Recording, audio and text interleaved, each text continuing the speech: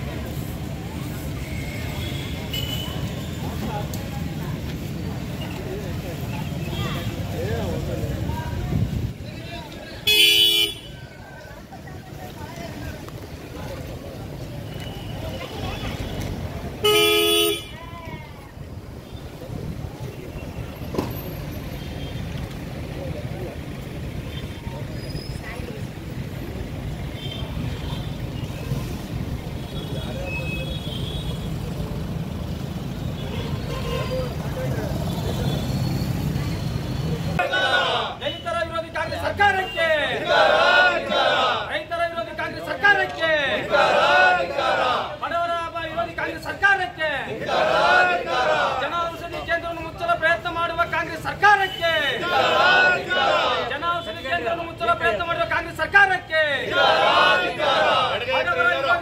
ಬಡವರ ವಿರೋಧಿ ಕಾಂಗ್ರೆಸ್ ಸರ್ಕಾರಕ್ಕೆ,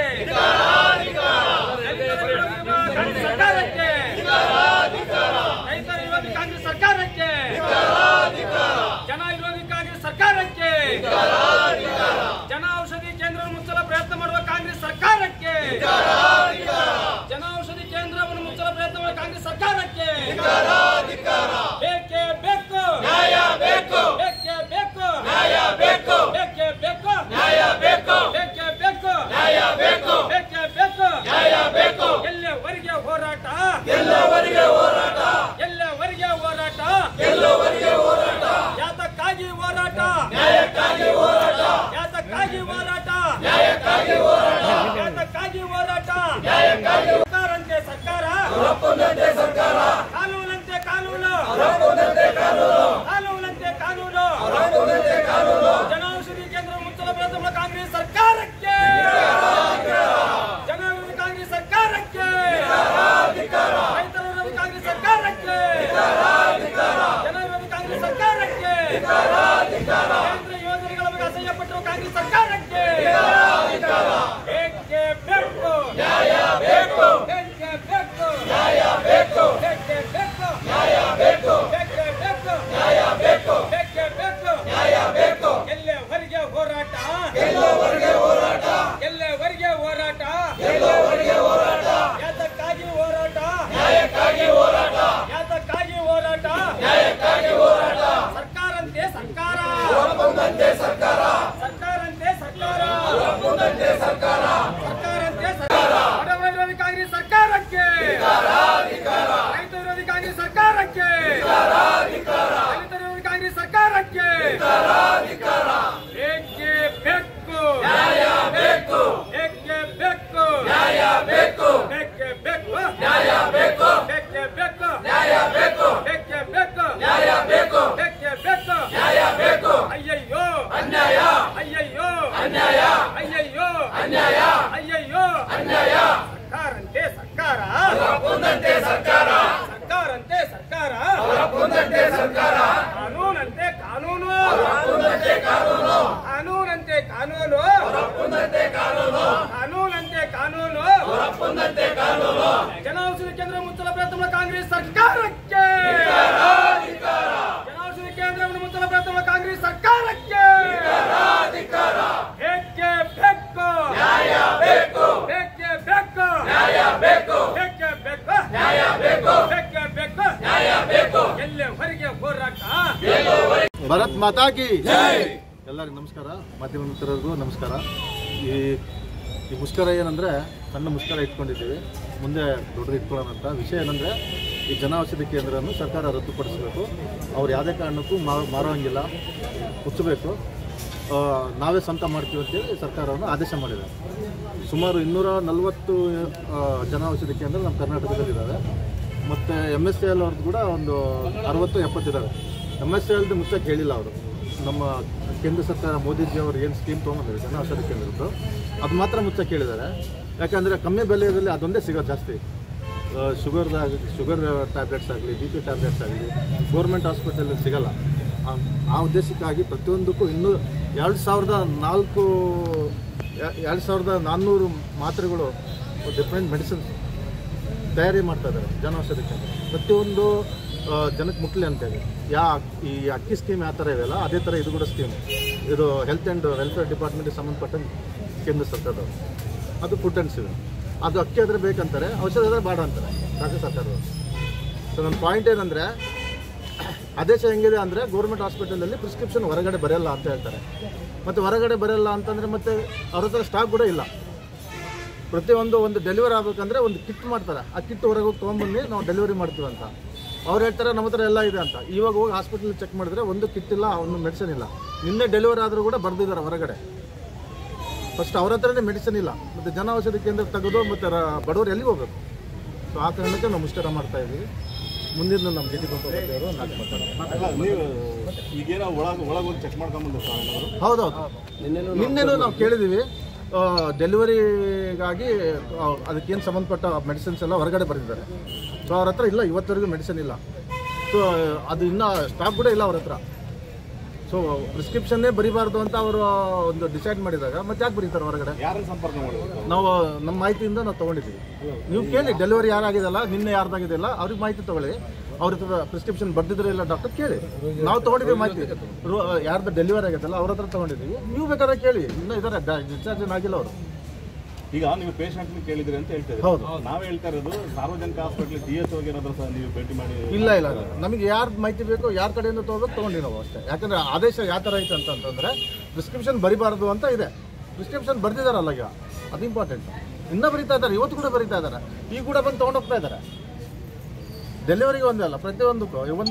ಒಂದು ಆಯಿಂಟ್ಮೆಂಟು ಹೊರಗಡೆ 200-300 ರೂಪಾಯಿ ಸಿಗುತ್ತೆ. ಇಲ್ಲಿ 14 ರೂಪಾಯಿ 15 ರೂಪಾಯಿ ಸಿಗುತ್ತೆ. ಯಾಕಂದರೆ ರಾಜ್ಯ ಸರ್ಕಾರದವರು ಇದು ಫಾರ್ಮಸ್ಯೂಟಿಕಲ್ ಲಾಬಿ ನಡೀತಾ ಇದೆ. ಫಾರ್ಮಸ್ಯೂಟಿಕಲ್ ಅವ್ರದ್ದು ಏನೋ ಒಂದು ಅವ್ರದ್ದು ಲಾಬಿ ಇರೋದ್ರಿಂದ ಇದು ತೆಗೆದು ಬಡವರಿಗೆ ಮತ್ತೆ ಹೊರೆ ಮಾಡಬೇಕಂತ ಒಂದು ಪ್ಲಾನ್ ನಡೀತಾ ಇದೆ ಅಂತ ನಮಗೆ ಅನಿಸ್ತಿದೆ. ಈಗ ಸಂಡೂರಲ್ಲಿ ಸಾರ್ವಜನಿಕರು ಮಾತಾಡ್ತಾ ಇದ್ದಾರೆ. ಮೊನ್ನೆ ಆಕ್ಚುಲಿ ಅಪಘಾತ ಆಗಿ 6 ಜನ ತೀರ್ಕೊಂಡ್ರು. ಅದ್ರ ಬಗ್ಗೆ ಹೋರಾಟ ಮಾಡ್ತಾ ಇಲ್ಲ. ಕೇಂದ್ರ ಸರ್ಕಾರದ ಯೋಜನೆಗೆ ಮಾತ್ರ ಹೋರಾಟ ಮಾಡ್ತಾರೆ. ಇಲ್ಲ, ಅದು ಕೂಡ ಇದರಲ್ಲೇ ಸೇರ್ಕೊಂಡಿದೆ. ಇಲ್ಲಿ ಕೂಡ ಈ ಹಾಸ್ಪಿಟಲ್ ಸ್ಕ್ಯಾನಿಂಗ್ ಸೆಂಟರ್ ಇದ್ದಿಲ್ಲ. ಸ್ಕ್ಯಾನಿಂಗ್ ಸೆಂಟರ್ ಇದ್ದಿದ್ದರಿಂದ ಅದು ಸಾವಾಗ್ತಾ ಇರಲಿಲ್ಲ. ಅದ್ರ ಬಗ್ಗೆ ಹೋರಾಟ ಮಾಡಿಲ್ಲ ತಾವು? ಮಾಡೋಣ, ಅದಕ್ಕೂ ನಾವು ಅದೊಂದು ದೊಡ್ಡ ಮಟ್ಟಕ್ಕೆ ಮಾಡೋಣ. ನಮ್ಮ ಹಿರಿಯರಾದಂಥ ಶ್ರೀರಾಮುಲು ಸರ್ ಆಮೇಲೆ ಸತೀಶ್ ಸರ್ ಅವ್ರಿಗೆ ಕರ್ಸೋಣ ಅಂತ ಇದ್ದೆ. ಅವ್ರಿಗೆ ಬರೋ ಪರಿಸ್ಥಿತಿನಲ್ಲಿಲ್ಲ. ಅದಕ್ಕಾಗಿ ನಾವು ಮುಂದೆ ಹಾಕಿದ್ದೀವಿ. ಅವರು MLC ಸತೀಶ್ ಸರ್ ಹತ್ರ ಮಾತಾಡಿದ್ದೀವಿ. 31 ನಂತರ ನಾವು ಸಮಯ ಕೊಡ್ತೀನಿ ಅಂತ ಹೇಳಿದ್ದಾರೆ. ಅದು ಕೂಡ ನಾವು ಮಾಡ್ತೀವಿ. ಅದು ಕೂಡ ನಿಮ್ಗೆ ತಿಳಿಸ್ತೀವಿ ಯಾವತ್ತು ಮಾಡ್ತೀವಿ ಅಂತ. ನಿಮ್ಮ ಪಕ್ಷದ ನಿಯೋಗ ಏನಾದರೂ ಆ ಕುಟುಂಬಸ್ಥರನ್ನ ಭೇಟಿ ಮಾಡಿದ್ರೆ?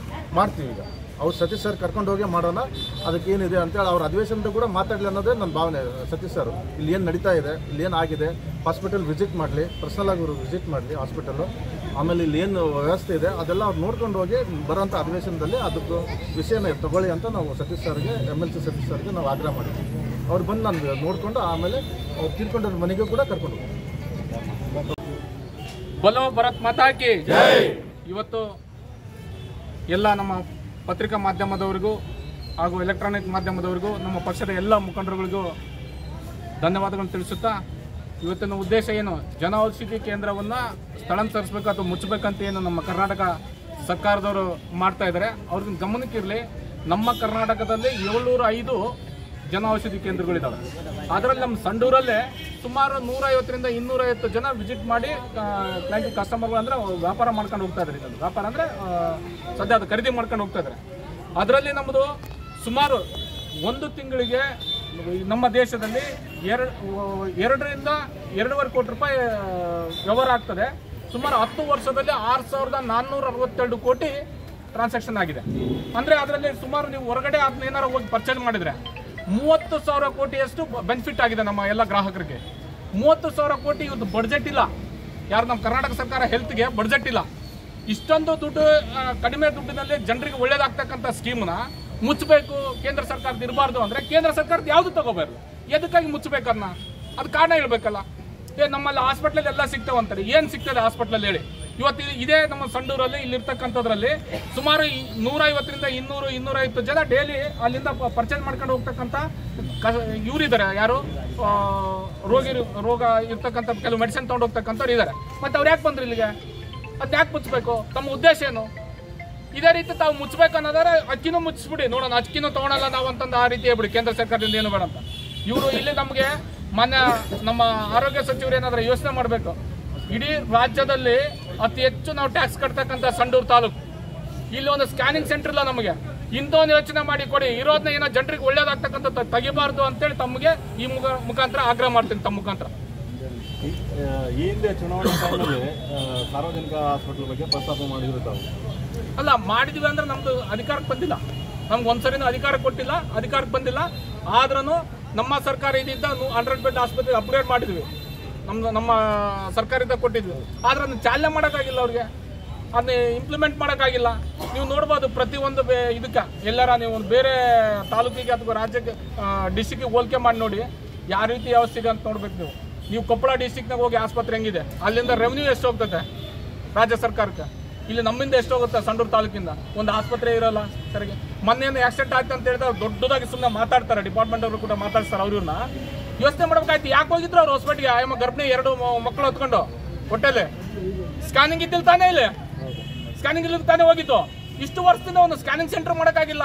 ಇಷ್ಟು CSR ಫಂಡ್, ಇಷ್ಟು DMF ಫಂಡ್, ಇಷ್ಟು KMRCL ಫಂಡ್, ಇಷ್ಟು ಸರ್ಕಾರ ಫಂಡ್ ಆಯ್ತು ಅಂತ ಹೇಳ್ತಾರೆ. ಇರ್ತಕ್ಕಂಥ ಅನುಕೂಲಗಳು ತಗ್ಸಾಕೊಂಡಿದ್ದೀರಾ ನೀವು? ಮಾಡಿದ್ದಾದ್ರೆ ಏನು ಅಂತ ನನ್ನ ಪ್ರಶ್ನೆ. ಮಾಡಿದ್ದಾದ್ರೆ ಏನು ನೀವು? ಬರೀ ಪ್ರತಿ ಸಾರಿ ಎಲೆಕ್ಷನ್ ಬಂದಾಗ ಇದನ್ನ ಮಾಡ್ತೀರಿ, ಅದು ಮಾಡ್ತೀವಿ, ಏನು ಮಾಡಿಲ್ಲ. ನೀವೊಂದು ಬನ್ನಿ ಯಲಬುರ್ಗಕ್ಕೆ ಎಲ್ಲಾರ ಹೋಗಿ ಅಲ್ಲಿ ರಸ್ತೆಗಳು ನೋಡಿ ಆಗಿರ್ತಾವಂತ, ಅಲ್ಲಿ ಐಬಿಗಳು ನೋಡಿ, ಅಲ್ಲಿ ಹಾಸ್ಪಿಟ್ಲ್ ನೋಡಿ ಯಾವ ಸಿಸ್ಟಮ್ ಇದೆ ಅಂತ ತಿಳ್ಕೊಂಬನ್ನಿ ಹೋಗಿ. ಅಲ್ಲಿಂದ 1 ರೂಪಾಯಿ ಹೋಗಲ್ಲ ಸರ್ಕಾರಕ್ಕೆ ಟ್ಯಾಕ್ಸ್, ಎಲ್ಲ ಉಲ್ಟಾ ಎದುರು ಕಟ್ಟಬೇಕು. ಆದರೆ ಯಾವ ರೀತಿ ವ್ಯವಸ್ಥೆ ಇದೆ, ಯಾವ ರೀತಿ ಸಿಸ್ಟಮ್ ಇದೆ ಅಂತ ಬನ್ನಿ. ಇಲ್ಲಿ ಏನಿದೆ ಪರಿಸ್ಥಿತಿ? ಯಾವ ರೀತಿ ಇದೆ ಆಸ್ಪತ್ರೆ ಇದೆ? ಅದಕ್ಕೆ ಸ್ಕ್ಯಾನಿಂಗ್ ಸೆಂಟರ್ ಇದೆಯಾ? ಅದಕ್ಕೆ ಸರಿಯಾಗಿ ಮೆಡಿಸಿನ್ ಸಿಗ್ತಾವ? ಹೋಗಿ ಇವತ್ತು ಕಿಟ್ ಇಲ್ಲ, ಒಂದು ಡೆಲಿವರಿ ಆದ್ರೆ ಕಿಟ್ ಇಲ್ಲ. ಇವತ್ತು ಇಲ್ಲಿ ಜನೌಷಧಿ ಕೇಂದ್ರ ಇರೋದಕ್ಕೋಸ್ಕರ ಜನ ಬಂದು ಏನೋ ಕಡಿಮೆ ರೇಟಲ್ಲಿ ತೊಗೊಂಡೋಗ್ತಾರೆ. ಇವತ್ತು 30,000 ಕೋಟಿ ಲಾಭ ಆಗಿದೆ ಜನರಿಗೆ, ಗ್ರಾಹಕರಿಗೆ ಅಂದ್ರೆ ಈ ಜನೌಷಧಿ ಕೇಂದ್ರದಿಂದ. ಇಲ್ಲಿಂದ್ರೆ 30,000 ಕೋಟಿ. ಒಬ್ಬ BP ಶುಗರ್ ಇರ್ತಕ್ಕಂಥನು 5,000-6,000 ರೂಪಾಯಿ ಖರ್ಚು ಮಾಡ್ಬೇಕಾಗುತ್ತೆ ಹೊರಗಡೆ ತಗೊಂಡೋದ್ರೆ.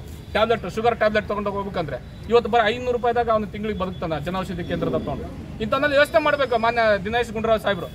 ಸುಮ್ಮನೆ ಏನೋ ಮೋದಿ ಫೋಟೋ ಇರುತ್ತೆ, ಅದು ಫೋಟೋ ಇರುತ್ತೆ ಅಂತ ನೀವ್ಯಾಕೆ ಬಸ್ಸಿಗೆಲ್ಲ ಫೋಟೋಗಳು ಹಾಕೊಂಡು ತಿರುಗಾಡ್ತಾರೆ? ಸಿದ್ದರಾಮಯ್ಯ ಅವ್ರದ್ದೆಲ್ಲ ತೆಗಿರಿ ಫೋಟೋಗಳು. ನೀವು ಹಾಕ್ಕೊಟ್ರೆ ಅವ್ರು ಹಾಕ್ಕೊಟ್ರಿ, ಅವಾಗ ಅದು ಚೆನ್ನಾಗಿರುತ್ತೆ. ದಿನ ಯಾರು ಕೊಡ್ತೀರಿ? ಯಾರಪ್ಪನ ರೊಕ್ಕ ಅಂತ ಯಾರು ಕೊಡ್ತೀರಿ? ಪೇಪರ್ಗಳು ಬರ್ತದಲ್ಲ, ಅಷ್ಟು ಕೋಟಿ ಖರ್ಚು ಮಾಡ್ತಿರಲ್ಲ. ಅವ್ರು ಫೋಟೋ ಇರಬಾರ್ದು ಅಂದ್ರೆ ಯಾಕೆ ಮಾಡ್ತೀರಾ? ಇಂಥವ್ತ ಫಸ್ಟು ಚಿಲ್ಡ್ರೆ ರಾಜಕಾರಣ ಬಿಟ್ಟು ಏನು ಅಭಿವೃದ್ಧಿ ಮಾಡ್ಬೇಕಂತ ಯೋಚನೆ ಮಾಡ್ಬೇಕಂತೇಳಿ ತಮ್ಮ ಮುಖಾಂತರ ಆಗ್ರಹ ಮಾಡ್ತಾರೆ. 5 ಜನ ತೀರ್ಕೊಂಡ್ರು, ಅದಕ್ಕೆ ರಿಯಾಕ್ಷನ್ ಮಾಡೋದು ಬಿಜೆಪಿ ಎಲ್ಲ ಒಂದ್ ಕಡೆ ಹಿಂದೆ ಉಳಿದ್ರು ಅಂತ. ಅಲ್ಲ, ರಿಯಾಕ್ಷನ್ ಮಾಡೋದಿಲ್ಲ, ಆ ರೀತಿ ಆಗ್ಬಾರ್ದು ಅಂತ ಬಹಳಷ್ಟು ಸರಿ ಹೇಳಿಕೆ ಕೊಟ್ಟಿವಿ. ಅದು ಸುಮ್ಮನೆ ನಮ್ದು ರಿಯಾಕ್ಷನ್ ಹಿಂಗೆ ಒಂದ್ಸರಿ ಅಷ್ಟೇ ಆಗ್ತಾನೆ ಇದೆ. ಬಟ್ ಅದಕ್ಕೆ ಏನ್ ಮಾಡಬೇಕು? ಒಂದು VT ಕ್ಲಾಸ್ ಮಾಡಿಸ್ಬೇಕು. ಯಾಕೆ ಅದು ಮೈನಿಂಗ್ ನಲ್ಲಿ ಫಂಡ್ ಇದೆ, ಎಲ್ಲ ಇದೆ. VT ಕ್ಲಾಸ್ ಮಾಡಿ ಒಂದು ಸರ್ವಿಸ್ ಕೊಟ್ಟು ಅವ್ರಿಗೆ ಮಾಡಿಸಿ. ಆ VT ಕ್ಲಾಸಿಗೆ ಸ್ಯಾಲ್ರಿ ಕೊಡಿ ಅವ್ರನ್ನ ಬರಕ್ಕೆ. ಅವ್ರನ್ನ ಫ್ರೀ ಬಂದು ಹೋಗಂದ್ರೆ ಬರೋಕ್ಕಾಗಲ್ಲ ಡ್ರೈವರ್ಗಳು. VT ಕ್ಲಾಸ್ಗೆ ಅವ್ನು ಸ್ಯಾಲ್ರಿ ಕೊಟ್ಟು 1 ವಾರ VT ಕ್ಲಾಸ್ಗೆ ಹೋಗಿ ಬರಬೇಕು. ಹಂಗಿದ್ರೆ ಅಲ್ಲಿ ಅಲೋ ಮಾಡ್ತಾರೆ. ನಿನಗೆ ಒಂದು VT ಕ್ಲಾಸಿಗೆ ಬಂದ್ರೆ ಇಷ್ಟು ಬರ್ತೇವೆ ಅಂತ ಹೇಳಿ ಕೊಡ್ತೀವಿ. ಈಗ ಒಬ್ಬ ಜನಪ್ರತಿನಿಧಿ ಹೋಗಿ ಸರ್ವಿಸ್ ಮಾಡ್ತೀವಿ ಅಂತ ಒಂದು ಮೀಟಿಂಗ್ ಹೋದ್ರೆ 100, 1000, 2000 ಕೊಡಲ್ಲ. ಈಗ ನೀವು ಒಂದ್ಸರಿ ವಿಧಾನಸೌಧಕ್ಕೆ ಹೋದ್ರೆ MLA ಒಂದು 5,000 ರೂಪಾಯಿ 6,000 ರೂಪಾಯಿ ಬತ್ತೆ ಹಾಕಲ್ಲ. ಹಂಗೆ VT ಕ್ಲಾಸಿಗೆ ಬರೋ ನಿಂಗೆ ಹಾಕಿ ಒಂದು 1,000 ರೂಪಾಯಿ ಕೊಡ್ತೀನಿ, 500 ರೂಪಾಯಿ ಕೊಡ್ತೀನಿ ಅಂತ ಮಾಡಿ ಅವ್ನು VT ಕ್ಲಾಸ್ಗೆ ಯಾಕೆ ಹೋಗಲ್ಲ ನೋಡೋಣ ಡ್ರೈವರು. ಫ್ರೀಯಾಗಿ ಸುಮ್ಮನೆ VT ಕ್ಲಾಸ್ಗೆ ಹೋಗಿ ಅದೊಂದು ಏನೋ ಗಲಾಟೆ ಆದ ದೊಡ್ಡದಾಗಿ ಜನರ ಹತ್ರ ಪೋಸ್ ಕೊಡೋಕೆ ಬರೀ ಫೋಟೋದಲ್ಲಿ ವಿಡಿಯೋದಲ್ಲೆಲ್ಲ ಅದನ್ನ ಚಾಲನೆಗೆ ತರಬೇಕು. ಅದನ್ನ ಮಾಡಿದ್ರೆ ಅದಕ್ಕೆ ಏನಾರ ಒಂದು ಅರ್ಥ ಇರುತ್ತೆ ಅಂತ ಹೇಳಕ್ ಬಯಸ್ತೀನಿ. ಬೇರೆ ತಾಲೂಕುಗಳಲ್ಲಿ ದುಡ್ಡಿನ ಕಷ್ಟ ಇರುತ್ತೆ, VT ಕ್ಲಾಸ್ ನಡೆಸಕ್ಕೆ, ಅದು ನಡೆಸಕ್ಕೆ. ಇಲ್ಲೆಲ್ಲ ದುಡ್ಡಿದೆ, ಎಲ್ಲ ಇದೆ, ಅವ್ರು ನಡೆಸ್ಕೊಡ್ತಾರೆ. VT ಕ್ಲಾಸ್ಗೆ ಒಂದು ಸ್ಯಾಲ್ರಿ ಕೊಟ್ಟರೆ ಆಟೋಮೆಟಿಕ್ ಡ್ರೈವರ್ ಬಂದು ಹೋಗ್ತಾನೆ, ತಿಳ್ಕೊಂತಾನೆ. ನೀವು ಏನು ಮಾಡಕ್ಕೆ ರೆಡಿ ಇಲ್ಲ, ಸುಮ್ಮನೆ ಕಿರ್ಚಾಡಿದ್ರೆ ಕೆಲಸ ಆಗಲ್ಲ ಅಂತ ಹೇಳೋದು. ಅಲ್ಲ, ನಮಗೆ ಸಹಕಾರ ಕೊಡ್ರಿ, ನಾವೆಲ್ಲ ಅಭಿವೃದ್ಧಿ ಮಾಡ್ತೀವಿ ಅಂತಕ್ಕಂಥದ್ದು. ಸಹಕಾರ ಏನ್ ಕೊಟ್ಟಿಲ್ಲ, ಯಾವ್ದು ಸಹಕಾರ ಕೊಟ್ಟಿಲ್ಲ, ಯಾವ್ದು ಹಾಕ್ಬಾರ್ದು ಅಂತ ಹೇಳಿಬೇಡಿ. ಎಲ್ಲದಕ್ಕೆ ಸಹಕಾರ ಕೊಟ್ಟಿವಿ. ಎಲ್ಲ ಊರುಗಳ ಹೋಗಿ ಓಣಿಗಳಿಗೆ ಎಷ್ಟು ಗೊಜ್ಜಲ್ಲ ಇದೆ ಅಂತೇಳಿ ಹಾಕಿರೋದ್ರ ಮೇಲೆ ಟಾರ್ ಹಾಕಿದ್ರು ಸುಮ್ಮನೆ ಇದೀವಿ ನಾವು ಮಾತಾಡ್ದಂಗೆ. ಯಾಕಂದ್ರೆ ಹಾಕ್ಲಿ ಬಿಡು, ನಮ್ಮ ಸೊಂಡ್ರು ಇನ್ನೊಂದು ರೌಂಡ್ ಹೈಟ್ ಆಗ್ಲಿ, ರೋಡು ಚೆನ್ನಾಗಿರಲ್ಲ ಅಂತೇಳಿ, ಮೆತ್ತಗಿರಲ್ಲ, ಸೌಂಡ್ ಬರುತ್ತೆ, ಇನ್ನೂ ಬೇಸಿರಲ್ಲ ಅಂತೇಳಿ ನಾವು ಸುಮ್ಕಿದೀವಿ. ಇನ್ನು ಇದಕ್ಕಿಂತ ಸಹಕಾರ ಕೊಡ್ಬೇಕಾ? ಇದು ಶಿವಪುರ ಕೆರೆದು ನೀವು ಅಬ್ಜೆಕ್ಷನ್ ಮಾಡಿದಾಗ ಒಂದು ಇದರಲ್ಲಿ MP ಅವರು ಪ್ರಸ್ತಾಪ ಮಾಡಿದ್ರು, ನಮಗೆ ಸಹಕಾರ ಕೊಡ್ತಾ ಇಲ್ಲ ವಿರೋಧ ಪಕ್ಷದವರು ಅಂತ. ಅಲ್ಲ ರೀ, ಸಹಕಾರ ಇನ್ನೇನು ಕೊಟ್ಟಿವು, ಇದಕ್ಕಿಂತ ಇನ್ನೇನು ಮಾಡೋಕೆ? ನೀನು ಡಬಲ್ ಬೇಸಿರೋ ರೋಡ್ ಮಕ್ಕ ತಾರ್ ಹಾಕಿರೋನ ಕೊಟ್ಟಿವಲ್ಲ. ಎಲ್ಲೇನ ಬಿಜೆಪಿಯಿಂದ RTI ಹಾಕಿ ಏನಾರ ಮಾಹಿತಿ ತಗೊಂಡಿದ್ವಿ ವಿರೋಧ ಮಾಡ್ಲಿಕ್ಕೆ? ನೀನು ಡಬಲ್ ಕೆಲಸ ಮಾಡಿಯಪ್ಪ. ವಿರೋಧ ಅಂತ ಹೇಳ್ರಿ. ಒಂದು ನೋಡ್ರಿ 16 ವರ್ಷ CSR ಫಂಡ್ನಾಗ ತಗ, ನೀನು ಹೈದರಾಬಾದ್ ಕರ್ನಾಟಕನ ತಗ, DMFನಾಗ ತಗ, ನೀವು ಒಂದು ಕ್ಯಾಲ್ಡ್ ಬಿಲ್ ಎತ್ತಿದ್ರು ಏನಾರ ನಾವು ಪ್ರಶ್ನೆ ಮಾಡಿವ? ಹೆಂಗಾರ ಆಗ್ಲಿ ಅರ್ಧನ ಕೆಲಸ ಆಗ್ಲಿ 50% ಅಂತ ಹೇಳ್ಬಿಟ್ಟಿವಿ. ಸನ್ಮಾನ್ಯ ರಾಯರೆಡ್ಡಿ ಹೇಳಿದ್ರು ನಮ್ಮ ಕಲ್ಯಾಣ ಕರ್ನಾಟಕದಲ್ಲಿ ಬರೀ 10% ಕೆಲಸ ಆಗೋದು ಸಾಕು ಕಷ್ಟ ಅಂತೇಳಿ. ಅವರು ಹಿರಿಯ ಶಾಸಕರೇ ಅಷ್ಟು ಹೇಳಿದ್ಮಾಗ ಇನ್ನೇನು ಹೇಳ್ಬೇಕು ನಾವು ಅದಕ್ಕಿಂತ ಹೇಳಿ. ಅದಕ್ಕೆ ನಾವು ಸಹ ಸುಮ್ಮನೆ ಬಿಟ್ಟು ಏನು ಮಾಡ್ತಾರೆ ಮಾಡಲಿ, ಎಷ್ಟೋ ಒಂದು ಅಷ್ಟಿಷ್ಟನ್ನು ಆಗಲಿ ಅಂತ ಸುಮ್ಕೆ ಬಿಟ್ಟು ಹಾಕಿದ ರೋಡಿನ ಬಗ್ಗೆ ಹಾಕ್ಲಿ, ಎರಡೆರಡು ಕೆಲಸಗಳು ಮಾಡಲಿ ಅಂತ. ಶಿವಪುರ ಕೆರೆಯಲ್ಲಿ ಎಕ್ಸ್ಪ್ಲೇನ್ ಮಾಡಿರಿ, ಅವ್ರು ಕೇಳಿದ್ರು. ಈಗ ಶಿವಪುರ ಕೆರೆಯಲ್ಲಿ ಮಾತಾಡಿವಿ. ಈಗ ಸಿಗುತ್ತೆ ಅಲ್ಲಿ 180 ರೂಪಾಯಿ, ಇಲ್ಲ 90 ರೂಪಾಯಿ. ಇದು ಭಾರಿ ಹೆಲ್ಪ್ಫುಲ್ ಆಗಿದೆ. ರೆಗ್ಯುಲರ್ ಕರ್ಕಲ್ಲ ಹೇಗೆ ಅನಿಸ್ತದೆ? ಹಾಂ, ಚೆನ್ನಾಗಿದೆ. ಜನೌಷಧಿ ಕೇಂದ್ರ ಆಗೋದ್ರಿಂದ ಒಳ್ಳೆಯದೇ ಜನರಿಗೆ ಸಹಕಾರ ನೀವು ತಾವು ಆಗೋದ್ರಿಂದ ಬರ್ತೀವಿ. ಇದೇ ತಿಂಗಳಿಗೆ ಎಷ್ಟು ಮಾಡ್ತಾರೆ? ಎಷ್ಟು